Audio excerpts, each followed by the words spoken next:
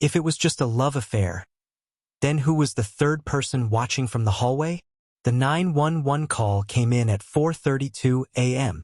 Heavy breathing, then silence. Then the operator's voice repeating, "Ma'am? Are you in danger? Ma'am?" The call disconnected. No callback. No second ring.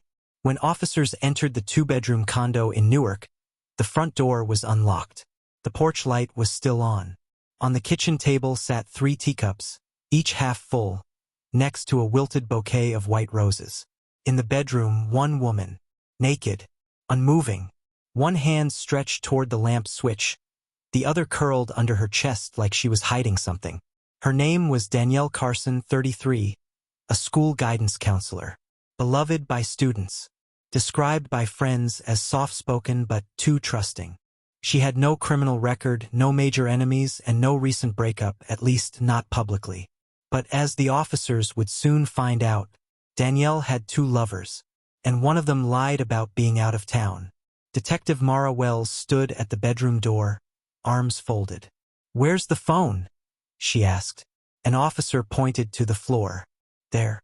Screens cracked. Call history shows 1 outgoing, then a hard shutdown. No signs of forced entry? None. No defensive wounds? None. Mara stared at the woman's hand, the one tucked beneath her chest, and knelt slowly. A piece of torn paper poked out from her grip. Not a note, not a confession, but a receipt, time-stamped 11:08 p.m., from Luna Blue Cafe, a dimly lit Italian spot popular for late-night secret dinners. She bagged it. Her gut turned. 3 cups, 2 receipts, 1 body. Karen lit a cigarette. She told herself she quit years ago.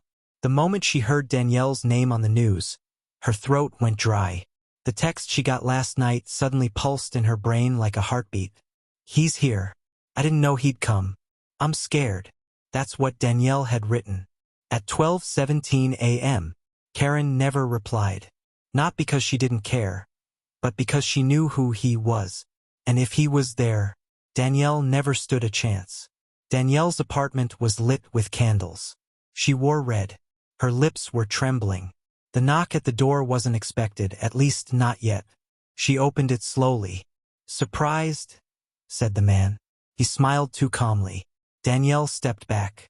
"You said next weekend." "I lied," he said, stepping inside. "I had to see you."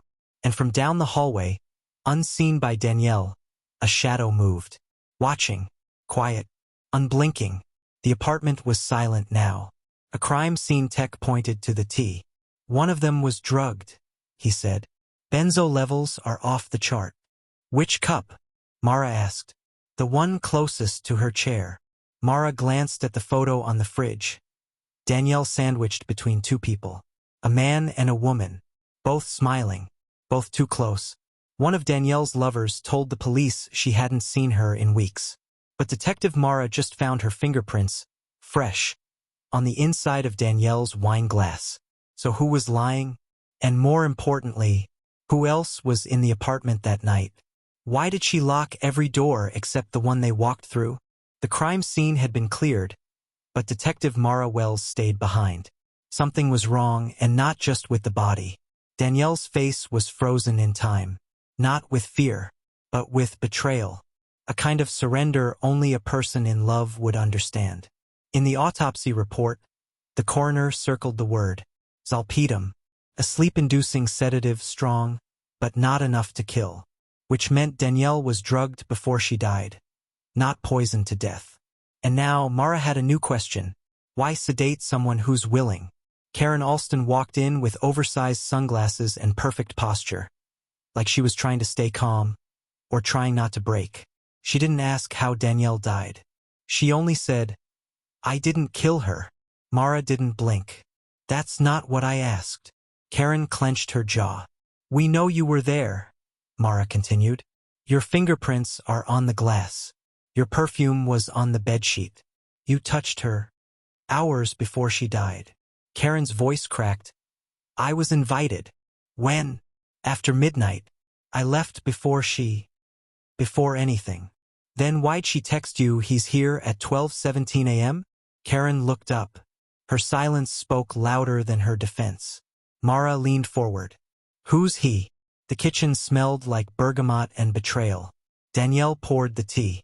She didn't say much. Her hand trembled as she set Karen's cup down.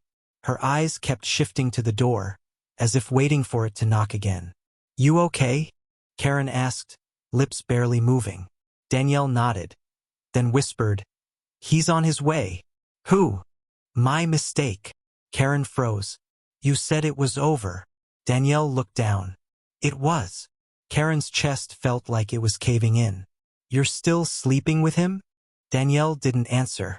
She reached into her drawer, pulled out a folded letter, and slid it across the table. Then what is this? Karen whispered. Danielle whispered back. Insurance. A knock at the door. Karen stood. Danielle stood faster. Go out the back. Karen whispered. Is this your plan? Another knock, louder. Danielle shoved her toward the back door. He doesn't know about you. Karen turned, heart beating. But someone else does. I saw them. That word echoed in Mara's mind. Them. Not him. Not her. Them. Danielle's neighbor, an old man named Clyde, lived across the hall, deaf in one ear, lived alone with his cat, and apparently had a view of the hallway through a cracked door. Mara visited him at dusk. You see anything strange last night? She asked. He rubbed his chin. Heard the elevator at 103. Saw 2 shadows pass by. 2? She asked. Not 3. Nope, he said. Just 2. One was tall. Other one, real quiet. Slippery. Slippery? He shrugged. Like a ghost. The hallway was quiet, except for the sound of soft shoes and shallow breathing. He hesitated before turning the knob. She left the door unlocked. She always did when she was scared. Inside, the lights were dimmed. Tea was still warm, but someone had already been there. A scarf on the floor. Lipstick on the rim of a glass that wasn't hers. A whisper from the bedroom. I thought you weren't coming. He moved toward her voice, but someone else was still in the room. Phone records arrived. Danielle made 2 outgoing calls that night. One to Karen. One to a man named Dr. Julian Price. A surgeon. Divorced. No kids. Recently moved to the city. He told police they'd ended things weeks ago, but Mara had proof he was lying. Security footage from Luna Blue Cafe showed Julian and Danielle sitting together, just hours before her death. Danielle, softly, I don't feel safe anymore. She found out. Julian. What did you tell her? Danielle. Nothing. But I think someone else knows. I heard something. Julian, pause. I'll come over. Danielle. No. I don't want them to see you. Julian. Who? Danielle. I don't know anymore. She opened the bag containing the torn cafe receipt from Danielle's hand. Scrawled in pen on the back of the paper was a message, barely legible, written sideways. He never left. Mara whispered the words aloud. The tea, the scarf, the door that was locked, and the one that wasn't. Someone was in that house before Danielle died, and stayed long after. Danielle's apartment building had only one working elevator. Security footage shows Julian arriving, but it never shows him leaving. So where did he go? And more importantly, who locked the bedroom door from the inside after the body was cold? If the front door was locked and the balcony untouched, who was breathing behind the curtain? Julian Price wasn't a man who scared easily. Years in surgery taught him how to stay composed, during power outages mid-crisis, even when blood pooled in places it shouldn't. But the night Danielle died, he wasn't a surgeon anymore. He was something else. A liar, a lover, and possibly something far worse. Mara rewound the security footage again. It was pixelated, grainy. The timestamp read 11:52 p.m. Julian enters the building. He walks in clean, button-up shirt, one hand in his pocket, the other holding a wine bottle. Confident, calm, expected. She skips forward. No sign of Karen. She rewinds again. Fast forwards. Plays the 3 a.m. loop. Julian never leaves. The building was old, converted condos from the 1980s. The kind with bad insulation and maintenance men who never fixed anything properly. But the basement was sealed off to tenants. That's where the building kept its junk. Flooded rugs, rusted light fixtures, storage bins no one claimed. Mara flashed her badge to the super. "We need it open." The hinges creaked as the door swung wide. The smell hit first, wet dust and mildew. Then, something sharper. In the far right corner, behind a leaning shelf, Mara found a folded suit jacket. And in the pocket, Julian's wallet. Still warm. He didn't expect Danielle to open the door so quickly. She looked tired, older somehow. Her voice cracked when she said, "You're not supposed to be here." "I know," he said, stepping inside anyway. "But you called." She didn't argue. He followed her into the kitchen. The tea was cold. The third cup sat untouched. "You were expecting someone else?" he asked. Danielle turned her back. Silence. Then she said, "Karen left 20 minutes ago." Julian blinked. "Does she know about me?" he asked. "She knows enough." Julian placed the wine on the counter. His voice lowered. "And what about him?" Danielle didn't move. "He knows everything." Julian's hands trembled. "I thought we were careful," he said. Danielle whispered, "So did I." Then something moved in the hallway. Karen hadn't gone far. After slipping out the back door, she waited, around the corner, behind the hedges. She told herself she just needed air. But truthfully, she was listening, watching. Jealousy burns quietly, like a slow leak of gas filling a locked room. And Karen was suffocating. She saw Julian enter, saw Danielle let him in, saw the third window flickering with movement. She thought about barging in, screaming, breaking something, but she stayed, because part of her wanted to see what happened next, and part of her was terrified that Danielle wouldn't stop him. Mara stood in the bedroom again.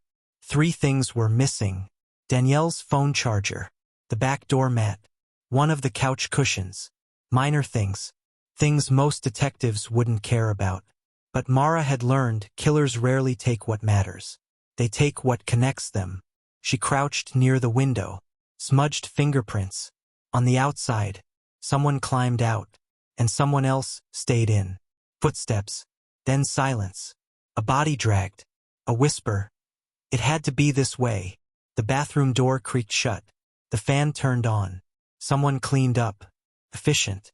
Precise. Calm. Like it wasn't the first time. Julian was found in the boiler room 4 hours later. Shirt stained. Hands scraped. No phone. No excuses. He didn't run. Didn't speak. He only stared at Mara and said, "I didn't kill her." Mara responded coldly. "Then tell me why you stayed." Julian blinked. Slowly. "I didn't know how to leave." At 1:09 a.m., the building's elevator cam cut out for 12 minutes. When it flickered back on, 2 things were clear. The lobby motion sensor was triggered by a third person. That person never used the front door. They were already inside the building. "I saw something," she said finally, "when I was hiding, before I left." Mara leaned in. "What?" Karen's eyes welled. The closet light was on. "The hallway closet?" Karen shook her head. "No. The one in the guest room. But Danielle never used that room. She was alone with Julian, right?" Karen hesitated. "I don't know anymore." Mara's voice turned sharp. "Was anyone else in the apartment when you left?" Karen swallowed hard. "I think someone else never left." The lab called. DNA found under Danielle's fingernails did not match Julian. And it didn't match Karen either. It belonged to someone unidentified. Male. Mid-30s. Criminal record sealed. But one note stood out. DNA partially matches a prior domestic incident tied to Danielle Carson in 2019. Case was dismissed. Name redacted by court order. Danielle once filed a restraining order against a man the police couldn't identify. No photo. No trace. No charges. But now his DNA is back. So who is he? And how long had he been watching her from the shadows? If she locked the bedroom door, why was there a key on the outside? The file came in at 6:02 a.m. Partial DNA match. A name, redacted. Case history, sealed. Linked to a domestic disturbance filed in 2019 by one Danielle Carson. Then quietly withdrawn 3 days later. Mara sat motionless, staring at the screen. Danielle had once tried to tell the truth, and someone made her take it back. Pull everything you can on the 2019 report, she told the clerk. The clerk hesitated. That case is sealed, detective. Mara leaned forward. Unseal it, or I'll start knocking on judges' doors myself. 10 minutes later, a battered beige folder slid across the desk. No photo, no signature, just one incident report. Complainant alleges subject entered her apartment without consent. Victim reported signs of surveillance. Mentions emotional threats, but no physical assault. Case dismissed voluntarily. Reason? He said he'd stop. Beneath that, one line handwritten in fading ink. Known only as Caleb. He says he watches me because he loves me. He always knows what I wear before I walk outside. He always knows when I cry. I think he's in the vents. I think he lives in the walls. He never shouts. He never hits. But his silence is louder than violence. He said no one else would understand me. He's wrong. Karen understands. But if he finds out, he'll erase her. I want to tell someone. I want to tell everyone. But what if he's listening now? Rachel sat stiff, eyes rimmed with red. We weren't close, she admitted. She didn't talk to anyone much the past 2 years. Mara nodded. Did she ever mention a man named Caleb? Rachel froze. Why are you saying that name? You know it. Rachel swallowed hard. She dated him. Briefly. Years ago. But she never brought him home. I only met him once. What was he like? Rachel's voice dropped. Polite. Soft-spoken. Never blinked. Why'd they break up? Rachel looked away. She caught him recording her sleep. The guest room closet was quiet. No light. No breathing. Just presence. He had learned how to wait. How to slow his pulse. How to disappear inside walls. Caleb wasn't a ghost. He was something worse. He knew how long Danielle took to brush her teeth. He knew when she used almond milk instead of creamer. He knew that Julian made her laugh, but Karen made her feel seen. He hated both of them. He watched her pour the tea. He watched her lie with her eyes when she said she was fine. He watched her fingers tremble when she handed the man the receipt. The apartment only has one way in, the architect said, unfurling a yellowed blueprint. But there's something odd here. He pointed to the guest room wall. This used to be a fire exit sealed off in the 90s. But the crawl space is still there. Mara's pulse spiked. How big is it? Big enough for a grown man to sleep in. Small enough not to be seen. Behind the back panel of the closet. Insulation torn away. A narrow opening. Pocket of darkness. And inside, a thin mattress. A pile of granola wrappers. A cracked phone with no SIM. And taped to the wall Polaroids. Dozens. All of Danielle. Sleeping. Eating. Laughing on her balcony. Arguing with Karen. Hugging Julian. One of her. Alone. Standing in front of the mirror, crying. A low hum plays. Then a voice. Male. Calm. Deliberate. She thought love was something you ask for. But love is what you watch. What you protect. What you become. She let them in. I let them out. Mara stopped the audio. She didn't need to hear more. She already knew.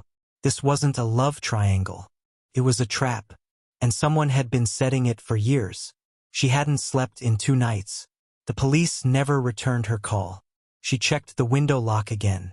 Triple-checked the deadbolt. And still something felt off. Her tea kettle whistled. She walked toward the kitchen. Stopped. There were 2 mugs on the counter. She had only taken out one. And on the handle of the second cup, a single fingerprint. Not hers. The DNA match returned with a secondary marker.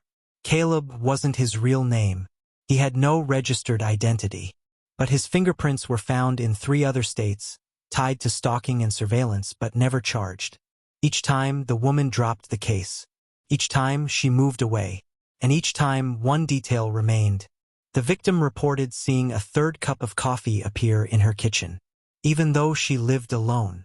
Karen's apartment security camera caught a shadow entering her living room at 3:14 a.m., but no one used the door, and the camera stopped recording 4 seconds later. So how did he get in? And what does he want now? That Danielle is gone. The interrogation room was colder than it needed to be. Intentionally so, designed to pull at the nerves, strip away the pretense. The only sound was the faint buzz of the flickering fluorescent light above Detective Mara's head. And in front of her sat Leah Foster, eyes blank, knuckles white from how tightly her hands were folded on the table. "Start from the beginning," Mara said. "And no more lies. I've got blood results." "Leah, from the cabin." Leah didn't blink, didn't move, until she smirked. It was so slight, a twitch at the corner of her mouth, but enough to make Mara lean forward, her instincts prickling. "You ever been in love, detective?" Leah's voice was low, calm. Too calm. Mara didn't answer. "Love makes people do beautiful things," Leah continued. "Crazy things. Stupid things. You think you know someone. You think they belong to you. But then," she exhaled, "they start slipping away." 10 days earlier, Ryan's phone buzzed on the kitchen counter. Leah saw it light up. Olivia work. She wasn't paranoid. She was certain. Because she knew the tone in Ryan's voice when he spoke to Olivia. She knew how fast he tucked his phone away when she walked into the room. She knew how, every Thursday night for the past month, Ryan had suddenly started staying late.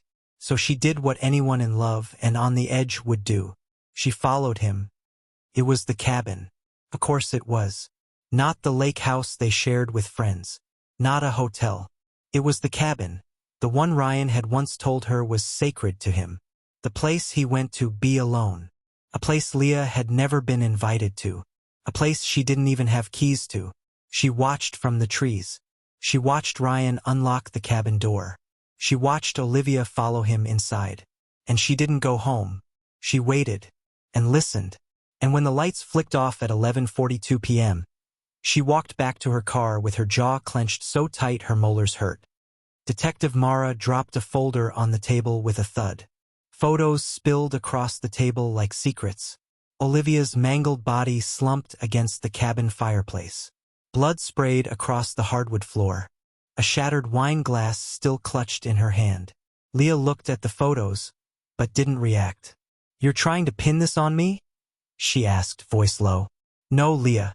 I'm telling you what we found. And that every trail leads back to you." Silence stretched, thick with dread. Then Leah looked up and said, without blinking, "I didn't kill her. Ryan did." A week earlier, Ryan's voice had been trembling. The kind of trembling that only happens when someone's seen something they can't unsee. "I didn't mean to. She told me she was going to tell you. She said she was done hiding. That she was going to ruin everything. I tried to stop her. Just to shut her up. But she slipped. I swear, Leah. I didn't mean for it to happen." She watched him cry. A full-grown man shaking, curling into himself like a scared child. And she believed him. She held him, kissed the top of his head, and whispered, "We'll fix this." But she didn't call the police. She didn't report the body. She didn't panic. She started cleaning. Bleach, trash bags, rubber gloves. All things she had brought with her, tucked into the back seat of her car.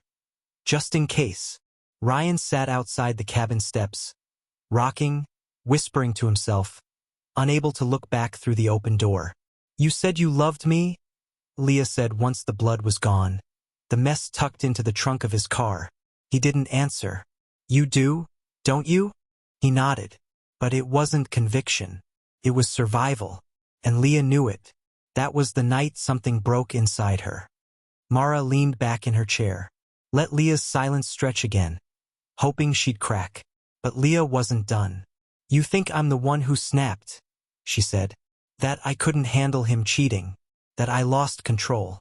But, detective," she leaned forward now, voice dripping with venom. "Ask yourself this. If I was the one who killed Olivia, where's the body?"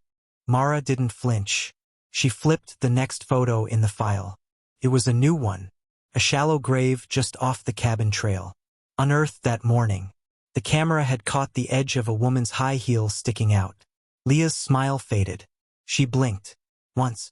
Then she said, quietly, too quietly, "That's not where we left her." Mara froze. "We?" she echoed. That was all the confession she needed. But Leah? She just stared at the photo. Her hands shaking now. Because something was wrong. Something was missing. And someone else had moved the body. Or maybe they never stayed dead in the first place. There was blood on his shoes. Not a smear. Pattern. Not something you could step in. But something splashed. Someone didn't just fall. Someone fought. Detective Evelyn Moore sat across from Devin Carson, Emma's husband, the man who'd spent every public moment pleading for help, sobbing into news cameras, organizing candlelight vigils. But tonight, in this interrogation room lit by a flickering fluorescent bulb and tension so thick it felt like oxygen had weight, he wasn't crying. He was calculating. His fingers tapped the metal table, rhythmic, cold, detached. Not like a grieving husband.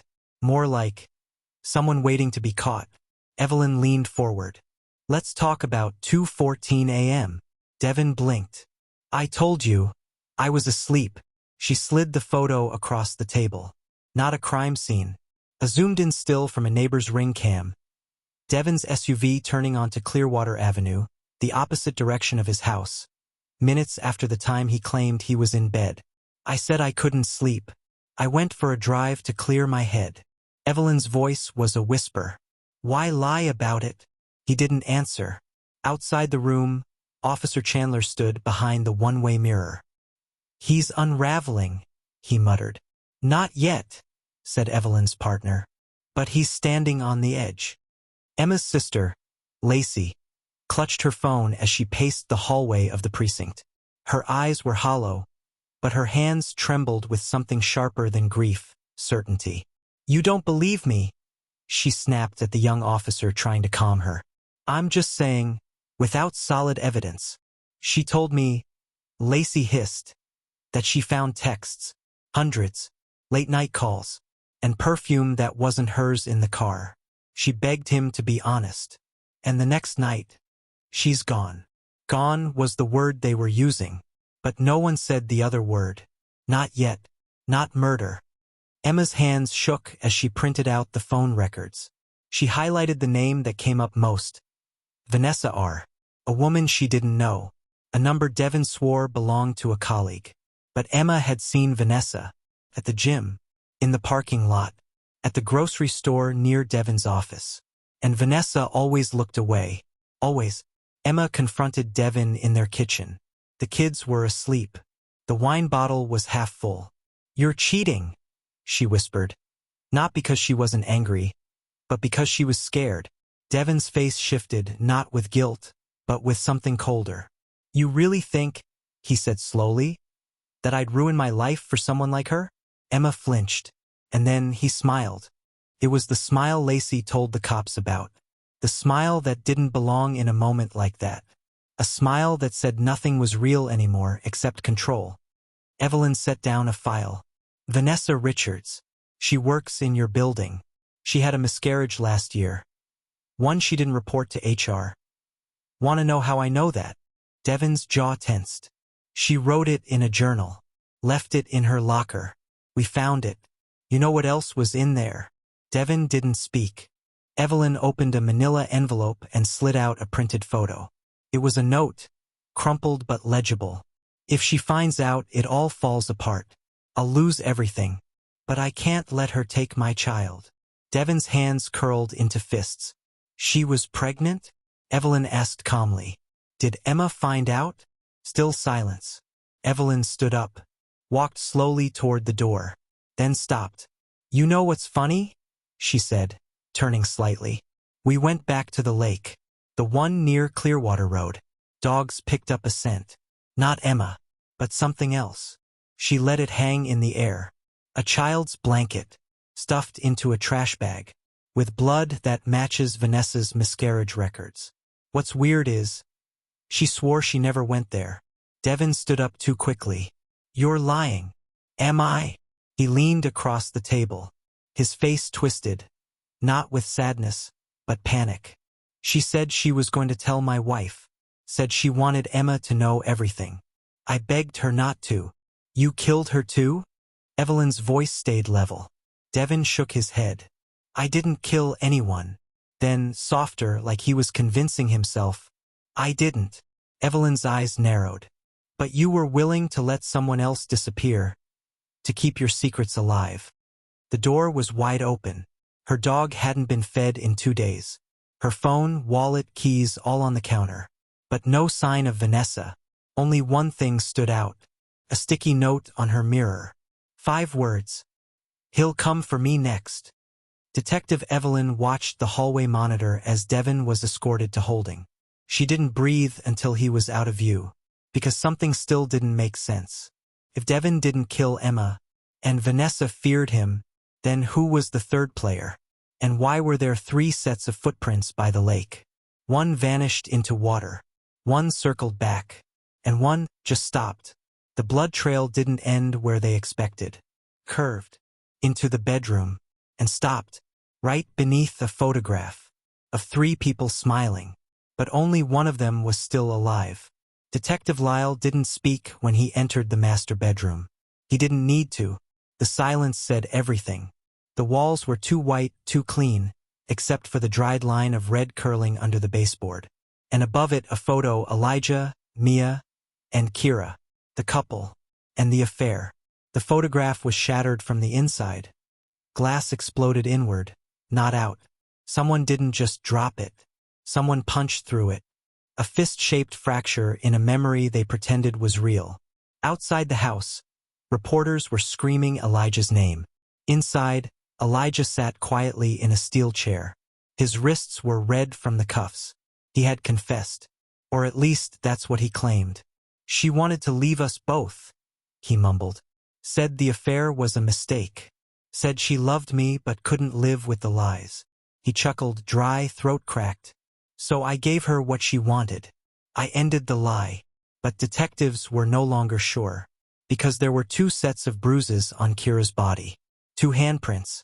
2 voices heard by the neighbor that night. And one more thing. The ring.